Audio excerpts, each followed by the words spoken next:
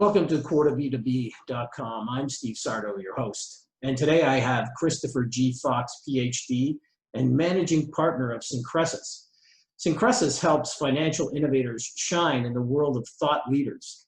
Syncresis is a content agency that works exclusively in the financial services and fintech area.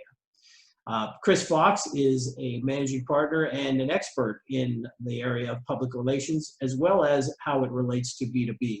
So welcome, Chris Fox, to the show. Great, and I really enjoyed your insights in terms of your experience and your perspective on the whole relationship between public relations and business-to-business marketing. And so let's go back to that, and you can start by sort of enlightening me again about how you see that working.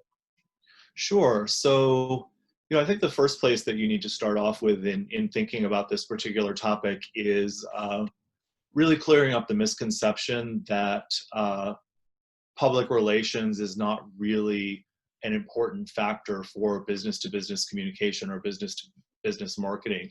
A lot of people will say that, oh, well, PR, they immediately think that it has to do with media and fashion and entertainment and things like that. But that's not actually true. If you really do a deeper look into what public relations means, it's all about the art of reputation. It's what you do, it's what you say, it's how you convey yourself. And that's just as relevant in the B2B space as it is if you're talking about Hollywood or the music industry or fashion. So for a business, it's really all about your brand voice and your brand differentiators. And when you look at PR from that perspective, all of a sudden you see that it does play a significant role in being able to build out a B2B business, build out its reputation, and be seen by prospects and clients and customers as a reliable source of whatever service or product it is that you provide in the B2B space. Okay, and then in terms of the strategies, because obviously there's different approaches you can take to building out that reputation, and so many different possible vehicles, especially today with all of the different digital media possibilities that exist. I'm sure you have methods that you personally feel are better than others, and strategies that you like to employ when you deal with your clients. Certainly. One thing that's really interesting about the world of public relations and how it's changed, over the long haul, we're talking about over a period of 2+ decades, is that the age of what's called earned media in the industry is largely past us. And earned media means when you have a media interview or a media mention of your company in a business publication, in a story that's written by a journalist, it's considered earned media because you've been able to bring that media in by virtue of having an interesting story to tell. That world has really changed. We're sending out a press release, expecting to get coverage of a new product or a new service in a trade publication, or even more so in something like the Wall Street Journal or the New York Times. Not that it never happens, but it happens much, much more infrequently than it used to in the past. And there's a reason why.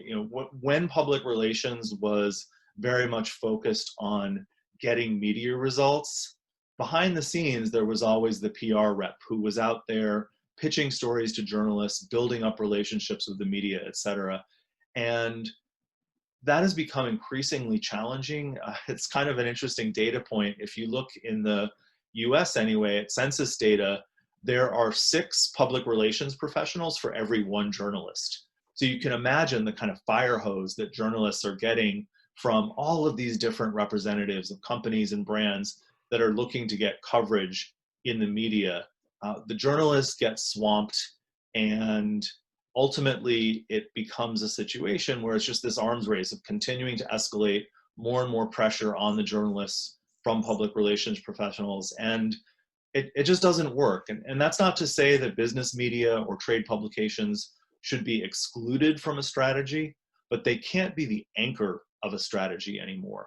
There's actually 2 things that are much more compelling and much more powerful in the world of B2B PR in the current climate. I'll talk about them both in more detail, but just to give a highlight of them first, one of them is developing your own channels where you can do your own publication.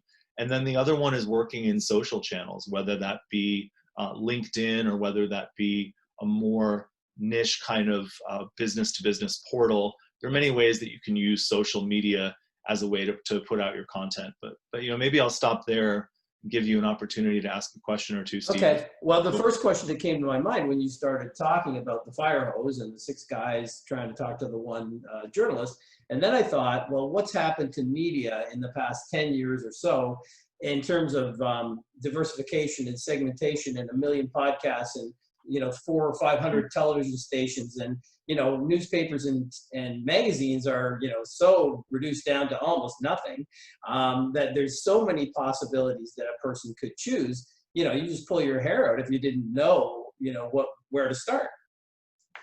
Right. No, it's a really good point, and I think the 2 main strategies to focus on are making sure that you have your own channel where you control the rules of what you publish, how often you publish, what formats you publish in. So those can be a blog or a podcast or a video podcast or anything like that. And then the other piece is those social channels. And I'd like to talk a little bit more about what you should actually be putting through those channels, because they can certainly be used for advertising, but from a PR perspective, PR and advertising work in conjunction, but they are very distinct practices with distinct skill sets. And in the world of public relations for B2B marketing, the most important thing to keep in mind is that thought leadership is what will drive results forward. And I'll define thought leadership because it's a term, it gets thrown around all the time, seems like a bit of a buzzword. And it's actually kind of simple what it is. So thought leadership is any content that a business produces in order to share insights and leading edge thinking. So it's not about product marketing, it's not brochures, it's not ad copy. It's really, really focused on insights, knowledge, trends, and moving those forward out into the industry so that business decision makers can be better educated, better informed about what they're doing. And there's actually a lot of data that's been developed by a large PR firm named Edelman that shows the power of this. So they've done numerous surveys on thought leadership and reputation management, and they found that 90% of business decision makers will say that this thought leadership, the way that I was defining it, will enhance the reputation of a company. And it actually translates into real results too, because not only does it enhance reputation, but in that same research, 58% of business decision makers, in other words, the people deciding to buy a B2B product or service, 58% say that it will influence their purchase decisions, and 59% will say that it has a direct influence. In other words, they will make a decision between a B2B provider and that provider's competitor based on the quality and the value of the thought leadership that's being created by that company. So it's a really powerful strategy that directly ties into sales. Okay, so that and so along that line, I'm assuming things like your specific industry knowledge, and then potentially your ability to innovate within that industry that you are in, to find maybe new markets within that industry, new technology within that industry, new ways of doing business, new ways of servicing customers, things of that nature that somebody else has, some new information maybe that the user or the prospect hasn't seen before or recognizes that that you have a specific skill. Would that be correct? That would be correct, because the world is increasingly specialized. Especially if you're offering a technology-driven solution, it can be complex, it can be specialized, and it's not the core product that your target customers are offering or are familiar with. So an example that I use from my own work is I do most of my work within the financial technology space. So fintechs are often doing very complex things with payment platforms, with cryptocurrency, with all sorts of interesting and complex financial technology. They have to describe the value of that technology to a business that might use them. And if you're a business and your goal is you're manufacturing some kind of widget or some kind of consumer product, the payment platform that you use is enabler, but it's not your core business, of course. So what you need in order to make effective and meaningful decisions around which ones to use is the sense of thought leadership that tells you as a business decision maker, what do you need to know about this product and service in order to be informed? And it really ties back to I think, a fundamental principle. People ultimately are buying ideas instead of products. They're buying the idea that you as a particular provider could solve their business problem. And because there is such a rich level of idea in the buying decision and in the buying process, thought leadership is the best way to capture and push that forward. Because at the end of the day, if you're looking between two companies who offer a particular solution, let's say it's a payment solution for you to intake and process payments more quickly and more seamlessly, which of these two companies would you prefer to choose? The company that has just a sign up now page, you go to their website and all they're trying to do is get you to come in through the door, or the company that actually educates you on trends and best practices and helps you ultimately do your own business better? Yeah, 100%. And I would think as well that some of these B2B companies, this is just a perspective that I have, they're, if you go way back in time, before there was an MBA, there was a business school, engineers would go out and get jobs, and some of them would go into sales, and they really weren't ready to be in business. They were really these technical people. And still to this day, there are old school people that exist in these B2B companies that still say, I want to tell you all about this, encryption that I have on my back end that is, in the cloud, and it's, I don't know. I mean, it's got all these bells and whistles and all of this, jargon that goes along with it. And at the end of the day, and I think you and I have talked about this before, we're still consumers almost the same way we are when we buy a car or when we buy a shirt. And there's an emotional connection that you want to have.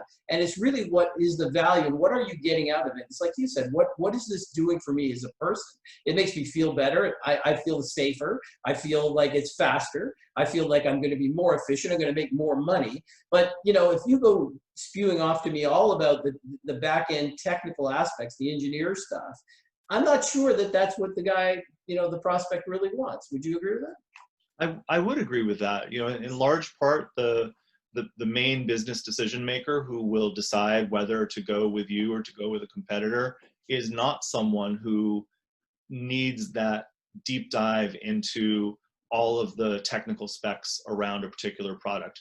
They need to focus purely on how it solves their problem.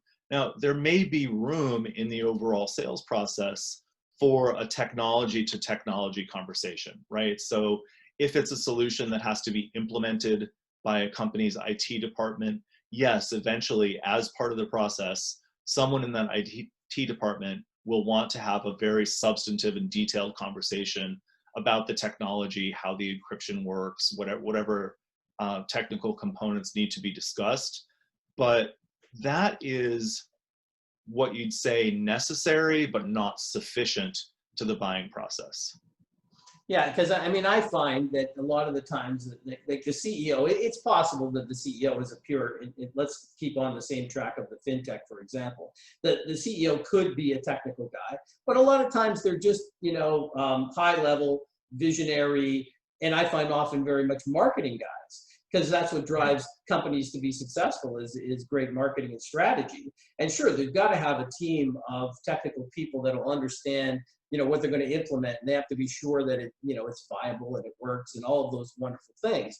But I still feel at the end of the day, we look at in the marketplace, and again, you and I talked about this briefly, like Shopify, for example. It's a very strong technology company, but I think it's also got a huge amount of this touchy-feely, efficient, smooth transition, payment systems worldwide and shipping that's integrated and logistics. And you just have a feeling that, you're dealing now with this company, and they've gotten great press, and they've expanded, and, their business is worth, last I looked, about $160 billion.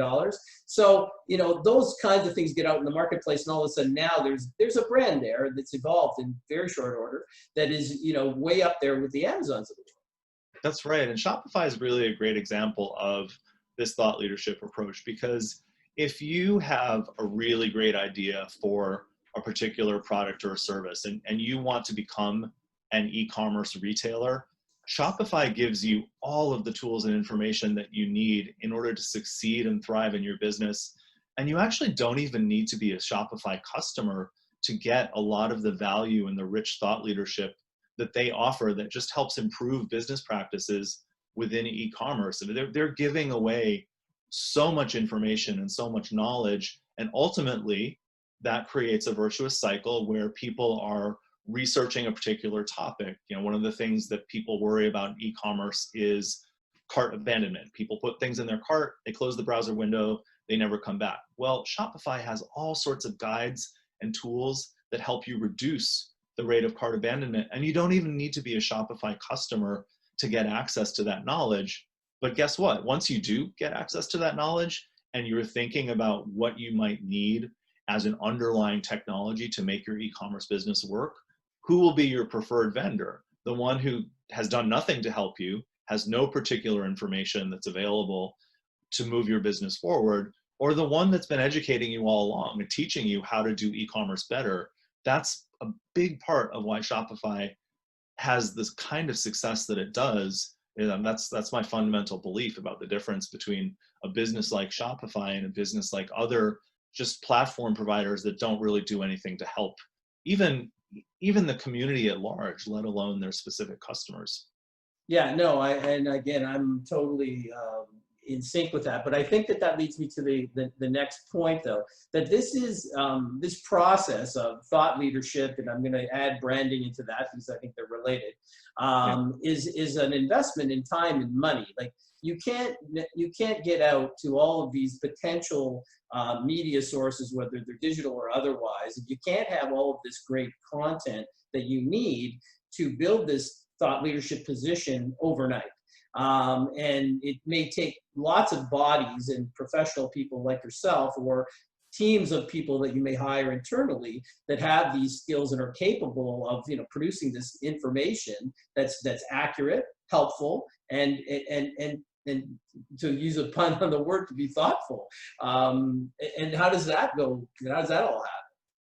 Yeah, so it really does, as I think you're saying it exactly the right way, Steve, that it does require investment, and it requires consistent investment. You can't just sort of show up and do an airdrop of a white paper or some kind of one-off piece of thought leadership and expect it to get the kind of business traction or the kind of results that we've been talking about. It's a sustained strategy. So for example, if one of the things that you're doing in your thought leadership is regular blogging, you can't blog once a quarter or at this very unpredictable, once in a while when you get to it approach. It needs to be something that, consistently 3-4 times a month, you're putting out blogs that are driving the conversation forward. Or this, the same thing with podcasts. You need to put them out in a regular cadence so that people know what to expect and they actually anticipate having them. If you're really focusing on, we're just going to roll the dice once and hopefully we get with our thought leadership. I'm using that metaphor very consciously because it is kind of like gambling. Maybe people will pay attention, maybe they won't. When you've built a long-term consistent audience through a regular cadence of thought leadership, that's where you make the difference, because now you've earned that permission to ask people to look at the next thing and to ask people to look at the next thing, and ultimately have that relationship of thought leadership convert into a relationship. Well, now it's a relationship between a company and its customer. Now, is there any way that you've found or that you've experienced with your client base and your years in business that helps people that are trying to build some kind of viral presence on the internet? In addition to, sure, you want this, like you say, it is a process. and you definitely want to create this image and branding and thought leadership position within your industry. I totally agree and embrace that. There are a lot of guys though that, you know, are big companies that have started to try to build these global multi-billion dollar, you know, social media companies is, I guess, the best example. The LinkedIn's, the Facebook's, the, you know, Shopify's. It's not a social media company, but again, global based, billion-dollar, multi-billion-dollar. Is there any strategies that you know of, or that clients use to try to get faster growth and some virality to the material that they're putting out? Yeah, you know, there's certainly things that you can do in order to make sure that the thought leadership and other materials that you're developing are as compelling and as shareable as possible. Having some kind of insight or fact that is counterintuitive or challenging to people is more likely to get attention and catch fire than something that just kind of confirms what people already know. So there are definitely those types of approaches of, you know, making sure that what you say is interesting, compelling, surprising, unique, and differentiated. Those are some of the ingredients that will at least clear the ground to help you go viral. But I still would say, if your strategy is let's just make something and hope it gets viral, it's a very, very unlikely gamble versus this more consistent approach. And a lot of people are somewhat disappointed by that news. They expect someone to just kind of come in with a magic wizard solution that dramatically changes the amount of attention, followership that they're getting on social media or whatever it might be. I'm not saying that that's impossible, but it's also not impossible to win the lottery. Doesn't mean that's what you bank on in terms of your overall, let's say you're doing your retirement planning. Do you save consistently year after year, or do you buy a lottery ticket? Both of them could work.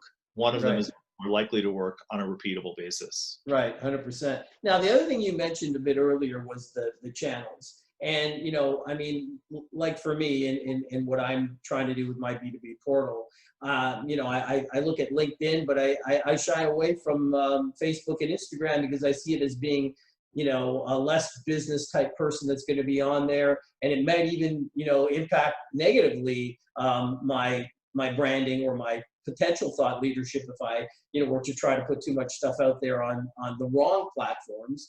And like I said earlier, there's got to be so many now that you could possibly be on when it comes to blogging, podcasts, and social types of media. Are there any niche media that you are aware of that are better suited besides LinkedIn to the whole B2B world?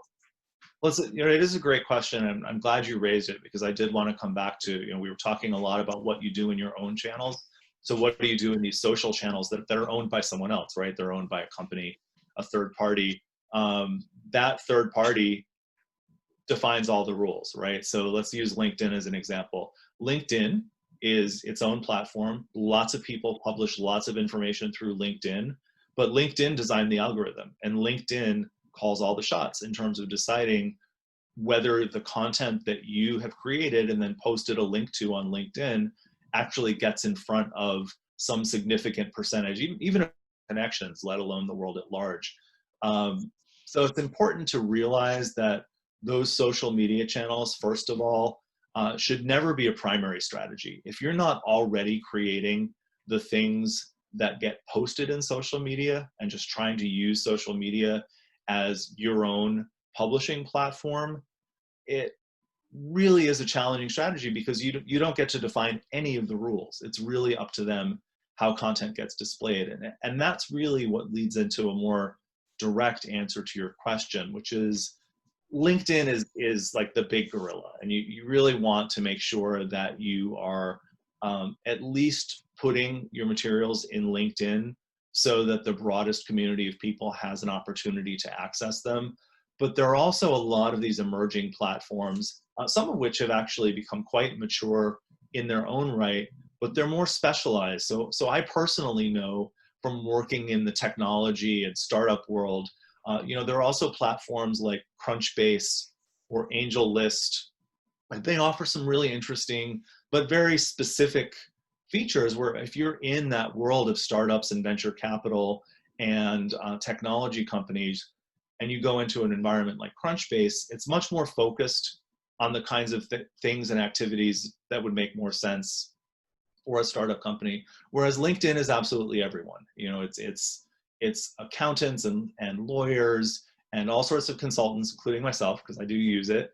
All sorts of companies, and everyone's just putting out as much messaging through LinkedIn as possible. These smaller communities, whether it's some of the ones that are already a bit more mature, like Crunchbase and AngelList, like I mentioned, or new ones that might be emerging, are a great place to play because usually their rules are a little less strict. Their algorithms are a little more open to people being able to use it and get that organic growth of their content than some of the big players like, you know, LinkedIn or less relevant to the world of B2B. But, you know, basically in terms of Facebook right now, the only way to get any traffic or attention on Facebook at this point, in my opinion, is paid traffic. Facebook is no longer an organic or social platform from the point of view of marketing and B2B. And that wasn't true 5-10 years ago, where a brand could build a really solid presence on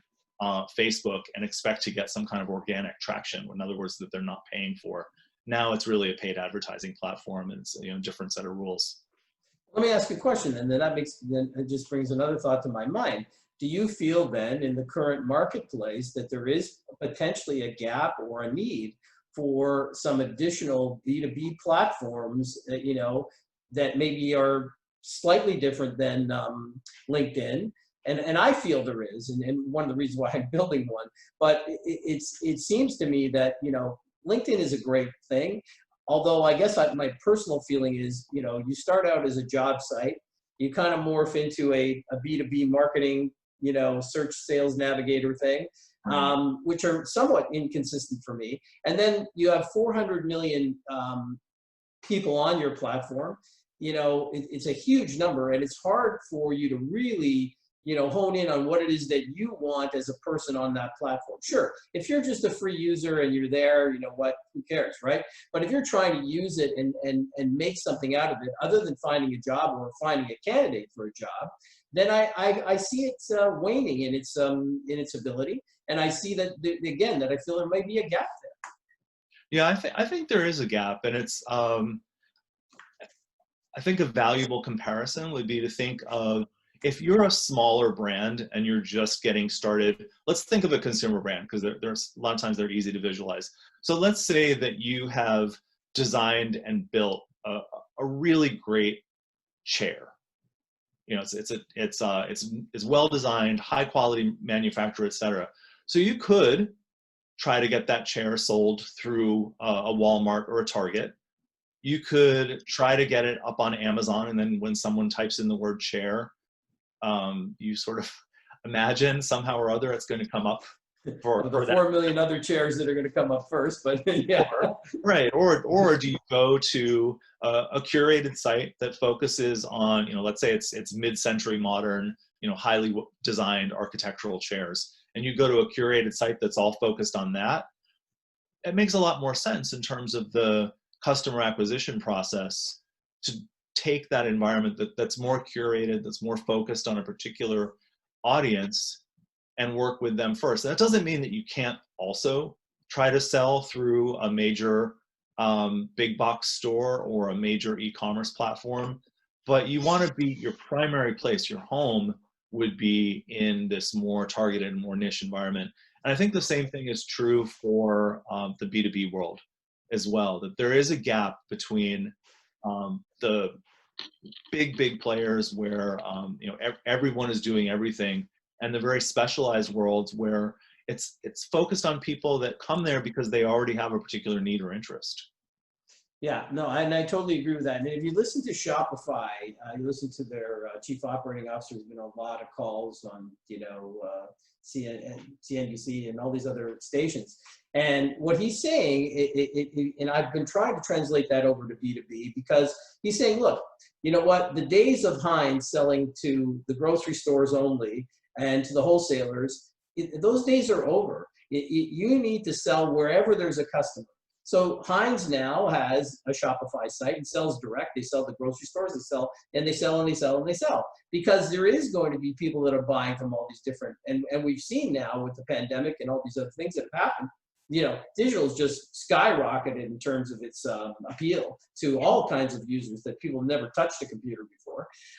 And I see that same philosophy happening in my mind with the B2B marketplace, which is another component of what I'm building.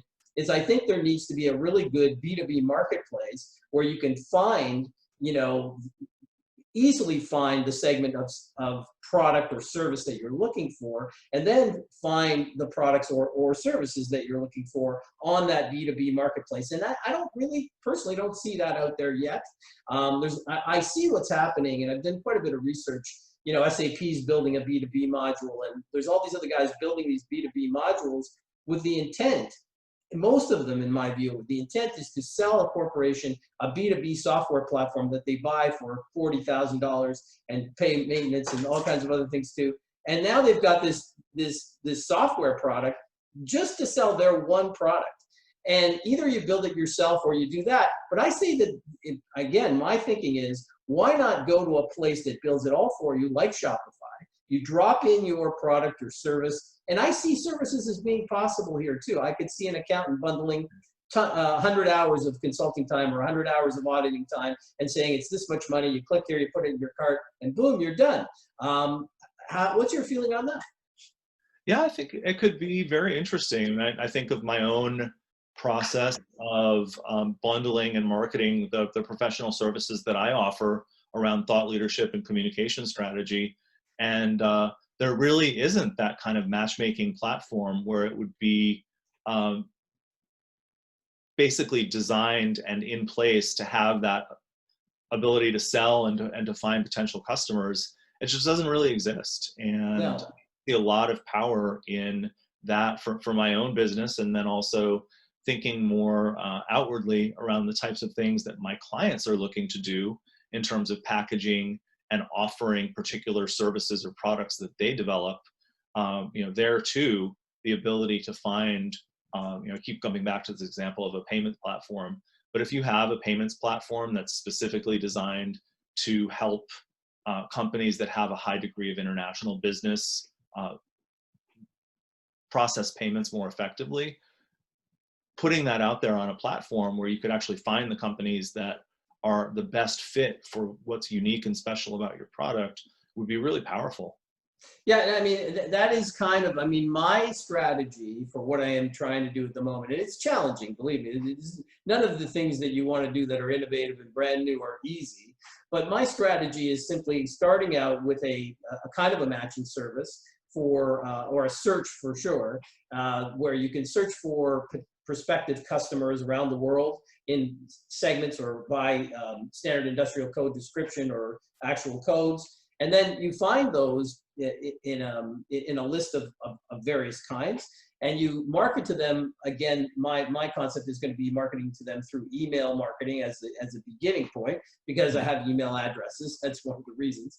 And then moving from that second sort of stage to a third stage, which is now where you have this ability to put up an e-commerce page with a back-end payments processing capability. Interestingly enough, I realized the other day that Stripe will do payments up to $1 million, which is actually pretty good. Then finally, moving your products from that pure e-commerce page that's yours to an e-commerce marketplace where people would have the ability, again, to start out searching for something. They could find the lead, they could find the e-commerce page, or they could find the marketplace with all of the vendors in that segment that they're looking for. That's actually what I'm trying to do. Yeah. Really, we'll see how easy or hard. I'm on the road, and I'm every day we're building it, so we're coming across all of our hurdles that we have to cross. But I do believe that this integrated approach is something that really doesn't exist, number one. And secondly, I think that with the respect to B2B, I think it's just begging for it. It's multi-trillion dollars around the world, and I sense that companies are suffering trying to wade through that process with a lot of old school.